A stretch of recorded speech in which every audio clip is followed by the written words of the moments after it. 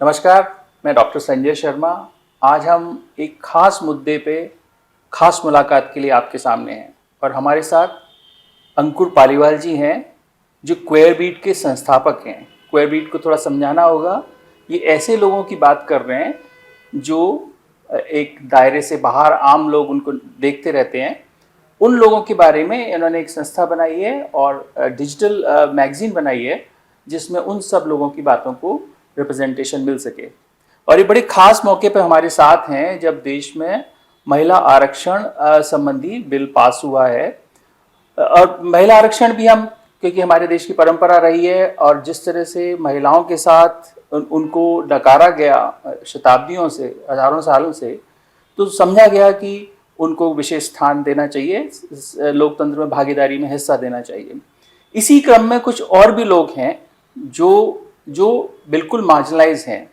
उनकी बात के लिए अंकुर जी अंतर्राष्ट्रीय स्तर पर लड़ते रहते हैं। ये CNN के साथ भी इनका रिप्रेजेंटेशन है। तो अंकुर जी से हम इस मुद्दे पर समझने की कोशिश करते हैं कि क्या महिला आरक्षण बिल आने पे ये मौका नहीं था कि LGBTQIA कम्युनिटी जो है उनके बारे में एक संवेदनशील तरीके से विचार किया जाता और उनकी जो लोग इसको क्लेम करते हैं उनको आरक्षण की का प्रयास होता। जी अंकुर जी। जी, बहुत बहुत धन्यवाद संजय जी एंड मुझे अपॉर्चुनिटी देने के लिए। जो LGBTQIA+ कम्युनिटी है उसमें स्पेशली जो ट्रांसजेंडर पर्सन्स की जो कम्युनिटी है, इसकी बहुत लंबे टाइम से मांग रही है कि हमको स्पेशल आरक्षण दिया जाए, सरकारी जॉब्स में भी और स्कूल्स में भी। जिस तरीके से और जगह आरक्षण हुए हैं, चाहे वो SC/ST कम्युनिटी के लिए हो, OBC कम्युनिटी के लिए हो, ट्रांसजेंडर पर्सन्स की काफ़ी टाइम से डिमांड रही है। और 2014 में सुप्रीम कोर्ट ने सरकार को बोला था कि ट्रांसजेंडर कम्युनिटी के लिए स्पेशल आरक्षण करने की ज़रूरत है, क्योंकि हम लोग हिस्टोरिकली काफ़ी समय से socially and educationally and economically पिछड़े वर्ग से रहे हैं। सुप्रीम कोर्ट के कहने के बावजूद भी जब 2019 में ट्रांसजेंडर पर्सन्स एक्ट आया, उसमें भी रिजर्वेशन की सरकार ने कोई बात नहीं करी। और ट्रांसजेंडर कम्युनिटी काफ़ी टाइम से इस चीज़ को लेके अपनी आवाज़ उठा रही है, लड़ रही है। अभी महिला आरक्षण की बात हुई तो जो कि एक बहुत अच्छी पहल है और उनके रिप्रेजेंटेशन से बहुत सारी चीज़ें बदलेंगी। रिप्रेजेंटेशन, विजिबिलिटी, अपनी कम्युनिटी को आगे बढ़ने के अवसर देने के लिए बहुत ही महत्वपूर्ण है। ये हमने देखा है SC/ST रिजर्वेशन को लेके ही। वही ट्रांसजेंडर कम्युनिटी चाहती है कि जब उनके लिए रिजर्वेशन होगा, वो बड़े पदों पे आ पाएंगे, वो स्कूल्स में आ पाएंगे, वो गवर्नमेंट जॉब्स में आ पाएंगे, तो वो अपनी कम्युनिटी को और आगे लेके जा पाएंगे। और ट्रांसजेंडर कम्युनिटी एक स्पेसिफिक डिमांड कर रही है रिजर्वेशन को लेके कि हमारा रिजर्वेशन हॉरिजॉन्टल होना चाहिए। उसका हम कहने का मतलब ये है कि जो आपके SC/ST OBC में जो रिजर्वेशन है, इसमें भी specific with in that transgender community के लिए रिजर्वेशन होना चाहिए, क्योंकि कई सारे ट्रांसजेंडर पीपल मार्जिनलाइज कम्युनिटी से आते हैं। वो दलित, आदिवासी, बहुजन हो सकते हैं। तो अगर हम इस तरीके से स्पेसिफिक करेंगे तो सभी लोग, पिछड़े वर्ग में भी जो पिछड़े हुए हैं, वो सभी लोग आगे आ पाएंगे। लेकिन अभी तक सरकार की तरफ से इसमें कोई पहल नहीं हुई है। जी अंकुर जी, जैसे ही आपने सवाल उठाया ट्रांसजेंडर कम्युनिटी, तो मुझे जो सामाजिक चेतना है इस मामले में इतनी कम लगती है कि शायद आपको ट्रांसजेंडर प्लस LGBTQIA+ को भी समझाना होगा ये हैं कौन लोग। जी जी जी, बिल्कुल बिल्कुल। तो जो हमारा बड़ा समुदाय है उसको हम LGBTQIA+ बोलते हैं। इसमें जेंडर और सेक्सुअल माइनॉरिटीज के लोग आते हैं, जो कि हम दुनिया में दो बड़े बाइनरी ग्रुप्स को देखते हैं, पुरुष और महिला। उसी हिसाब से हम अपने सोसाइटी को डिवाइड करते हैं, देखते हैं, अंडरस्टैंडिंग बनती है। लेकिन हमारी सोसाइटी बहुत डाइवर्स है जेंडर और सेक्सुअलिटी को लेके। तो ये एक बड़ा स्पेक्ट्रम है। इसमें मैं और हर आइडेंटिटी इसमें काफ़ी अलग अलग है। ऐसा नहीं कह सकते कि पूरी LGBTQIA+ कम्युनिटी एक सी है। सभी के एक्सपीरियंसेस बहुत अलग हैं।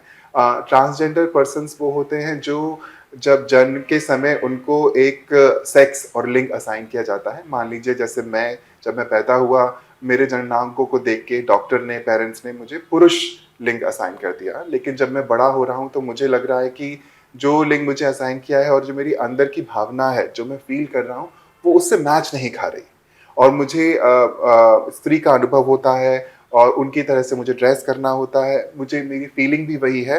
तो इसकी वजह से बहुत मेरे को बॉडी में असहजता लगती है, और उससे कई लोगों को बॉडी डिस्फोरिया हो जाता है।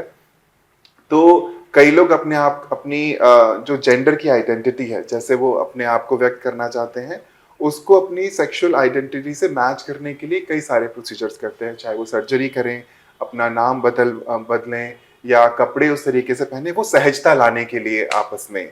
ये ट्रांसजेंडर कम्युनिटी की बात हो गई। इंटरसेक्स पर्सन्स जो ट्रांसजेंडर से अलग होते हैं, और अक्सर कंफ्यूज किया जाता है कि ट्रांसजेंडर पर्सन और इंटरसेक्स पर्सन एक ही हैं, लेकिन इंटरसेक्स व्यक्ति वो होते हैं जो जन्म के समय उनकी जो जननांग है या क्रोमोसोम्स हैं, वो XX XY से अलग होते हैं, या मिक्सचर हो सकता है। तो और वो उनकी आइडेंटिटी फिर ट्रांस लोगों से एकदम अलग हो गई। लेस्बियन, गेज, उनको ये सेक्सुअल माइनॉरिटीज हैं। एक गे पर्सन का आरक्षण दूसरे आदमी की तरफ हो सकता है, आकर्षण दूसरे आदमी की तरफ हो सकता है। एक लेस्बियन महिला का आकर्षण महिला के प्रति हो सकता है। ये सारी चीजें हमारी बाइनरी से अलग है। हम समझते हैं कि लड़का है तो लड़की की तरफ ही आकर्षित होगा, लड़की है तो लड़के की तरफ ही आकर्षित होगी, और वही मिलके आगे जाके फैमिली बनाता है। लेकिन हम उसको एक्सपैंड करते हैं और सोसाइटी की सच्चाई बताते हैं कि दो लड़के आपस में प्रेम कर सकते हैं, एक वैसा ही जीवन व्यतीत कर सकते हैं जैसा एक महिला एक पुरुष कर रहे होंगे, और एक परिवार बना सकते हैं और जी सकते हैं। इसमें इक्वल राइट्स की बात है। लेकिन अगर हम परंपरागत रूप से देखें तो स्त्री पुरुष का जो विभाजन है उसको सिर्फ इस तरह से देखा गया, जो अगर हम परंपरा, हालांकि आज तो समाज की चेतना बढ़ रही है कि असल में ये दोनों लोगों को प्रोक्रिएशन के लिए, मतलब बच्चे पैदा करने के लिए साथ में आना होता है। और इसलिए क्योंकि अब ये जो कम्युनिटी है, LGBTQIA+ कम्युनिटी है, इसमें तो शायद बच्चे जैसी स्थिति बनती नहीं है। तो पहली बात तो परिवार कैसे बनाते हैं। फिर दूसरी बात ये आती है कि जब इतने बड़े मेजॉरिटी के लोग एक तरह से सोचते हैं तो द अदरिंग वाली समस्या हमारे समाज में बहुत गंभीर है। तो ये लोग किस मानसिक पीड़ा से गुजरते हैं, इनके परिवार किस मानसिक पीड़ा से गुजरते हैं, और ऐसे कितने लोग हैं। क्योंकि कल मैं आपके साथ जब बातचीत कर रहा था तो मुझे पता लगा कि इस तरह की भावनाओं वाली करीब करीब 33 कैटेगरी तो पता है अभी तक।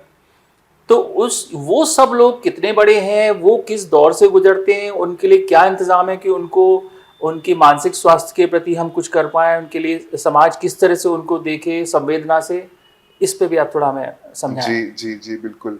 तो जैसा मैंने बोला, कम्युनिटी अपने आप में ही बहुत ज़्यादा डाइवर्स है, और जो 33 वेरिएशंस की बात कर रहे हैं वो इंटरसेक्स लोगों के ही सिर्फ एक कम्युनिटी में इतने मोर देन 30 वेरिएशंस होते हैं। किस तरीके से वो अपने आप को व्यक्त कर सकते हैं, एक्सपीरियंस कर सकते हैं, उनकी आइडेंटिटी कैसी है, वो सिर्फ इंटरसेक्स की बात हो गई। लेकिन इवन इस ब्रॉड कम्युनिटी का जो हमारे पास ऐसा कोई डेटा नहीं है अभी, सरकारी डेटा जो ये बता पाए कि कितनी परसेंटेज ऑफ इंडिया की पॉपुलेशन LGBTQIA से है। क्या कोई विश्व समुदाय में इस तरह का अध्ययन? हाँ, सो ये माना जाता है कि ब्रॉडली स्पीकिंग 10 से 15% लोग पॉपुलेशन के LGBTQIA समुदाय से होते हैं। तो हम भी 10% ही मानते हैं, जो कि भारत की पॉपुलेशन को देखें आप, बहुत बड़ा, तो एक बहुत बड़ा तबका हो गया जो कि एकदम समाज नजरअंदाज कर रहा है। कुछ इंडस्ट्री सर्वे भी हैं जिन्होंने यहाँ तक बोला है कि 17% जो इंडिया की स्पेसिफिकली पॉपुलेशन है वो LGBTQIA+ समुदाय है। अब आप सोचिए, ये तो सबसे बड़े जो माइनॉरिटी से बड़ी माइनॉरिटी है। मुस्लिम्स को 14% मानते हैं हम, उससे बड़ी माइनॉरिटी संभवतः हो सकती है। हाँ, संभवतः हो सकती है। और इसको आप देखिए एकदम एक तरीके से नकारा गया है, समाज में एक्सेप्टेंस नहीं दी गई है, और एक नॉर्मल तरीके से हिस्टोरिकली नहीं देखा गया है। इसीलिए क्वेयर बीट और बाकी और हमारे ग्रुप्स का ये एक बड़ा पहल है और ऑब्जेक्टिव है कि हम आइडेंटिटीज को फर्स्ट नॉर्मलाइज करें। आप अदरिंग की आप जो बात कर रहे हैं कि ये कोई और है, ऐसे ना देखिए आपके आसपास के जैसे जो लोग हैं जिनसे आप तो मिलते हैं सामान्य बात लोग हैं, माने। वो सामान्य लोग ही हैं। और आप जो परिवार की बात कर रहे थे कि स्त्री और पुरुष आपस में आते हैं और प्रोक्रिएशन एक चीज होती है और उसी को आगे परिवार माना जाता है। हमारा कहना यह है कि आपको अपनी परिवार की समझ को एक्सपैंड करना होगा, उसको बढ़ाना होगा। परिवार सिर्फ यही नहीं है कि एक स्त्री पुरुष आपस में आए और प्रोक्रिएट किया, उनका एक बच्चा हुआ और कई बच्चे हुए और उसको आगे बढ़ाया। दो लोग आपस में जो प्रेम करते हैं वो साथ में रह सकते हैं। कई बार ऐसा होता है कि कोई स्त्री पुरुष भी आपस में आते हैं, बच्चे पैदा नहीं करते, परिवार फिर भी होता है, या बच्चा गोद नहीं, ले इसके लिए लेते बल्कि हैं। एक और चीज हाँ, मैं हाँ, आपको बीच में जोड़ूं, अगर आप साधु समाज को देखेंगे तो साधु समाज का प्रेम और जो स्ट्रक्चर है वो बिल्कुल फैमिली वाला है, और वहाँ तो कोई बच्चे हैं ही नहीं। जो बिल्कुल। नया नया आता गया वो जो शिक्षु है हाँ, वो बच्चा बन गया उनके लिए, जो सीनियर साधु है उनके लिए। तो हाँ, ये हाँ, एक तरह हाँ, से, हाँ, अब ये हमें अब समझ में आ रहा है कि परिवार का मतलब मात्र बच्चे पैदा करके करना उन्हें बड़ा नहीं करना ही नहीं है। और एक्सपेंड करना है हमको कि परिवार फैमिली की परिभाषा हमारे लिए क्या है। इसमें एक चीज और जोड़ूंगा जो आप सवाल पूछ रहे थे कि जो फैमिलीज में क्या इसके लिए रहता है, स्पेशली ट्रांसजेंडर कम्युनिटी और ब्रॉडली LGBTQIA प्लस कम्युनिटी में फैमिली एक्सेप्टेंस का बड़ा प्रॉब्लम है। और हमारे पास जो एनेक्डोटल डेटा है और जो स्टडीज हुई हैं उसमें ये साफ निकल के आता है कि पारिवारिक हिंसा बहुत होती है, स्पेशली ट्रांसजेंडर कम्युनिटी में। उनके बर्थ फैमिलीज जहां वो पैदा हुए होते हैं वो काफी शोषण करते हैं। कई बार इतनी हिंसा होती है कि ट्रांसजेंडर पर्सन को घर से निकलना पड़ता है, भागना पड़ता है, या वो निकाल देते हैं। इसलिए हाउसिंग ट्रांसजेंडर पर्सन के लिए बहुत बड़ा, सबसे बड़ा मुद्दा है मैं कहूँगा, क्योंकि घर से निकलने के बाद या जो उनको निकलना पड़ रहा है, फिर वो घर ढूंढते हैं, घर नहीं मिलता है, जॉब्स की प्रॉब्लम्स होती हैं। और इसीलिए इसी दौरान कई सारे ट्रांसजेंडर पर्सन अपनी एक नई फैमिली ढूंढते हैं, नए दोस्त बनाते हैं, कम्युनिटी से होते हैं या साथी होते हैं, फिर वो परिवार होता है उनके लिए। परिवार का मतलब क्या होता है, हमारे पास सपोर्ट सिस्टम हो, प्यार हो। अगर वो बर्थ फैमिली से नहीं मिल रहा तो कहीं और से मिल रहा है, तो वो हमारा जो हम परिवार है। परिवार को समझते हैं वो ये है कि आप जैसे भी हो, बिल्कुल, फिर भी जैसे है वैसे की वैसे आपके माँ बाप आपको स्वीकार करते हैं। माँ बाप इस केस में कोई और हो सकता है जो आपसे प्यार करता है, तो उसी हालात में अपने आप को सुरक्षित और आप पनपते हुए देख पाते हैं जब आपको वो प्यार का भरोसा मिले। बिल्कुल, और सेफ्टी मिले। जी, आपके घर में आपको एक सेफ स्पेस मिलता है, जो कई सारे LGBTQIA प्लस लोगों को नहीं मिलता। इसलिए हम इन फैमिलीज को चोजन फैमिलीज बोलते हैं, जो फैमिली आपने चुनी है। इससे एक सवाल और उठता है कि इतने मानसिक पीड़ा से गुजरते होंगे इस कम्युनिटी के लोग कि उसमें शायद आत्महत्याएं वगैरह जैसी चीज़ें सुनने को मिलती होंगी, और फिर कैसे ये लोग अपने आप किस तरह से मदद ढूंढें, कहाँ मदद ढूंढें कि वो बिल्कुल, थोड़े वो अपने आप को कंफर्ट जोन में ला सकें, और परिवारों को समझाने की प्रक्रिया शुरू हो। अभी तो समाज शायद बहुत इस बारे में अभी चेतना नहीं है, लेकिन ये बिल्कुल। लंबा रास्ता है और ये बहुत गंभीर रास्ता है। इतनी बड़ी कम्युनिटी को आप इतनी बड़ी क्या अकेली भी होती है तो जी, इस आप अकेले लोगों का भी सम्मान होना चाहिए इस दुनिया में। जी, बिल्कुल। और जो आपने सुसाइड की बात करी, ये बहुत बड़ा मुद्दा है कम्युनिटी में। अगेन स्पेशली ट्रांसजेंडर और LGBTQIA ब्रॉडली लोगों के लिए कुछ स्टडीज़ निकल के आई हैं जो ये इंडिकेट करती हैं कि 30% transgender persons die by suicide, और उसमें से 50% अपनी पहली 20वीं वर्षगांठ से एक बार सुसाइड अटेम्प्ट करते हैं। अब 20 साल के होने से पहले अगर आप सुसाइड अटेम्प्ट कर रहे हो, तो आप इमेजिन करिए किस मानसिक पीड़ा से आप जा रहे हो, जो आपको वो कदम उठाना पड़ रहा है। उसके लिए आपका फैमिली सपोर्ट सिस्टम तो है नहीं, आसपास भी सपोर्ट सिस्टम नहीं है। अगर आप पब्लिक हेल्थ इंस्टीट्यूशंस में मेंटल हेल्थ के लिए सपोर्ट के लिए जा रहे हो, तो साइकोलॉजिस्ट साइकियाट्रिस्ट ट्रेंड नहीं है। वो आपको फिर भी बाइनरी की तरीके से देखते हैं, स्त्री या पुरुष, उस हिसाब का आपको ट्रीटमेंट देना चाहते हैं। कई लोग ये भी बोलते हैं कि हम आपको स्ट्रेट कर देंगे, बाइनरी में, खांचों में डाल देंगे, जो फिर से हमारे लिए फिर एक पीड़ा पीड़ा करती है। तो आसपास का सपोर्ट सिस्टम बहुत ही डिसेंसिटाइज्ड है। तो क्या कभी आपने सुप्रीम कोर्ट वगैरह अप्रोच नहीं, कम से कम हेल्थ केयर के लिए कुछ इंतजाम हो, कुछ और साइकोलॉजिकल काउंसलिंग के लिए अलग से विंग्स बने? इस तरफ कोई काम हुआ ये है? काफी सारी लड़ाइयाँ चल रही हैं अलग अलग स्तर पर, अलग अलग प्रदेशों में, और कई ऑर्गेनाइजेशंस भी उभर के आई हैं जो स्पेशली मेंटल हेल्थ पे काम करती हैं, जो इंस्टीट्यूशंस को ट्रेन करने के लिए साइकोलॉजिस्ट को क्वियर अफर्मेटिव बनाने के का काम कर रही हैं, क्योंकि ये बहुत बड़ा गैप देखा गया है हेल्थ केयर में। तो है तो बहुत बहुत पीड़ादायक स्थिति है। और अब मुझे ऐसा लगता है कि आपको जो, और हम इन लोगों का जो पोटेंशियल हमने क्या देखा है, अगर हम बिल्कुल बहुत एक खराब अनुमान से, एक एक पीड़ाहीन तरीके से भी सोचें, इनकी समाज में, इनकी भावना के अलावा ये लोग किस तरह से समाज में आगे आके काम कर रहे हैं, इनका योगदान क्या हो सकता है, जो उनके साथ जो उनकी मानसिक पीड़ा रही है उसकी वजह से उनका क्या उन पर असर पड़ता है, या उस लड़ाई से आगे निकल के भी ये लोग बहुत योगदान कर रहे हैं। हाँ, जो पोटेंशियल की बात है वो तो मैं ये कहूंगा कि पोटेंशियल आप इक्वल तरीके से ही देखें, उनका पोटेंशियल कोई कम या ज्यादा नहीं है, जैसा किसी भी सामान्य इंसान का पोटेंशियल होता है। तो बात यहाँ पे सेफ स्पेस की है और अवसर की है। अगर मैं पूरे दिन अपने स्कूल में या कॉलेज में यही सोचता रहूं कि मुझे अपनी आइडेंटिटी को छुपाना है, मुझे अपनी आइडेंटिटी को छुपाना है, मुझे एक स्ट्रेट बन के एक्ट करना है, उस साइकोलॉजिकल बर्डन के साथ में जीता रहूं, तो मैं कई चीज़ों पे ध्यान नहीं दे पाऊंगा, अपने सोशल स्किल्स को उतने अच्छी तरीके से डेवलप नहीं कर पाऊंगा। कई सारे बच्चों जो स्कूल्स या अर्ली कॉलेजेस में होते हैं वो ये बोलते हैं कि इसमें ही छुपाने में इतना समय निकल जाता है कि कई चीज़ों को आप डेवलप नहीं कर पाते, समय नहीं दे पाते, स्टडीज सफ़र होती हैं।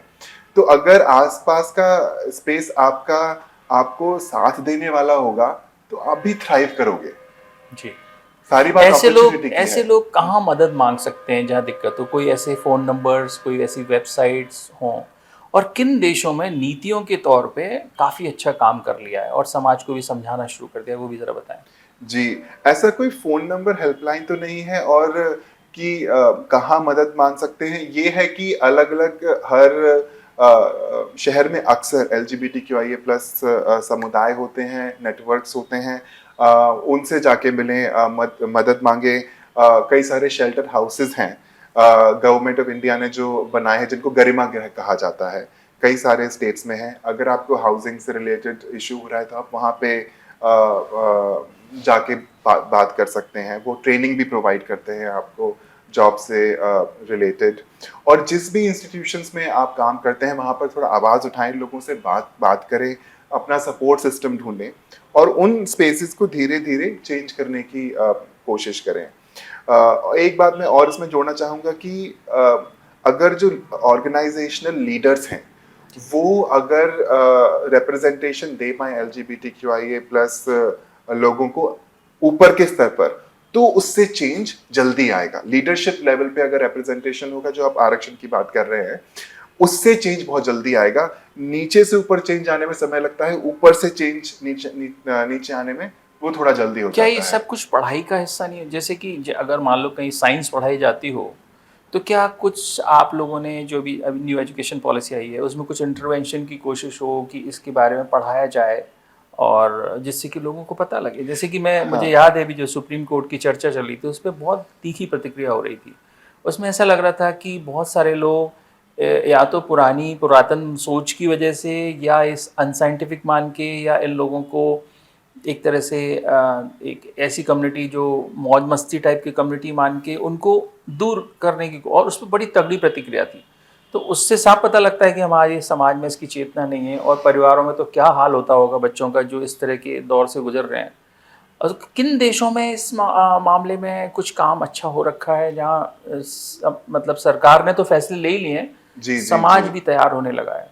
जी, कई सारे स्पेशली जो यूरोपियन सोसाइटीज़ हैं कई सारी, वो काफ़ी मैं ये भी नहीं कहूँगा कि एक्सेप्टिंग सोसाइटीज़ हैं, उसमें इतने नॉर्मलाइज तरीके से LGBTQIA लोगों को देखा जाता है कि ये सोचना ही नहीं पड़ता कि इनको आप एक्सेप्ट करें या नकारें, वो आप ही के जैसे लोग हैं। मैं जब US में पढ़ाई कर रहा था तो वहाँ पे मेरे आसपास, मैं कॉलेज में हूँ तो LGBTQIA लोगों को देख रहा हूँ जो अपने आप को विजिबली प्रेजेंट कर रहे हैं। कॉफ़ी शॉप में है तो देख रहा हूँ, सबवे में जा रहा हूँ तो देख रहा हूँ। आपके पास इतना ज़्यादा रिप्रेजेंटेशन होता है, विजिबिलिटी होती है कि अगर आप ऐसे प्रदेश से भी आ रहे हैं, जैसे मैं इंडिया से गया था और जहां मुझे कॉन्स्टेंटली सोचना पड़ता था कि मैं अपने आप को विजिबली जैसे चाहूँ वैसे प्रेजेंट कर सकता हूँ कि नहीं कर सकता हूँ, अपनी आइडेंटिटी बता सकता हूँ कि नहीं बता सकता, वहां मेरे लिए सवाल ही नहीं एग्जिस्ट करता था।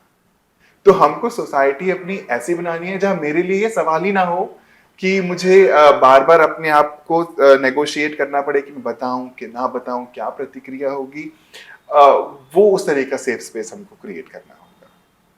चलिए, बहुत बहुत धन्यवाद। मुझे लगता है कि जो कुछ अभी हमने अंकुर जी से समझा, बेहद संवेदनशील विषय है वो, और ख़ास तौर से उस देश के लिए एक तरह की अर्जेंसी है जो देश अपने आप को विश्व गुरु और वसुधैव कुटुंबकम की बात करता हो। क्योंकि विश्व गुरु और वसुधैव कुटुंबकम का मतलब है एक भी व्यक्ति नहीं छूटता हो जिस प्रोसेस से, जिसकी आवाज़ को परिवार जैसा प्यार मिलता हो। अगर आप थोड़े अलग हैं, आप मेजॉरिटी की तरह के नहीं हैं, तो उस हालत में उस देश की और बड़ी जिम्मेदारी बन जाती है। जैसे कि हमने शेड्यूल कास्ट शेड्यूल ट्राइब के बारे में समझा, हमने अब महिला के बारे में समझा, हमने ओबीसी की दिक्कत समझी, उनको रिप्रेजेंटेशन देने की बात सोची। तो अब ये कम्युनिटी, जैसा कि मुझे तो लग रहा है माइनॉरिटी से बड़ी कम्युनिटी हो सकती है, इतनी बड़ी कम्युनिटी को पीछे छोड़ के कोई देश अगर आगे बढ़ रहा है तो निश्चित तौर पे वसुधैव कुंभ की भावना को नहीं समझ पा रहा है। क्योंकि परिवार तो हम जानते हैं कि प्यार का घर होता है, घर प्यार से बनते हैं, बिल्डिंग से नहीं बनते हैं। उस हालत में ज़रूरी है कि सरकार को इस तरफ विचार करना चाहिए और समाज को भी एक प्रेम का संबंध इन लोगों से स्थापित करना चाहिए जो लोग अपने आप को अकेला और कमज़ोर महसूस करते हैं। धन्यवाद। Thank you.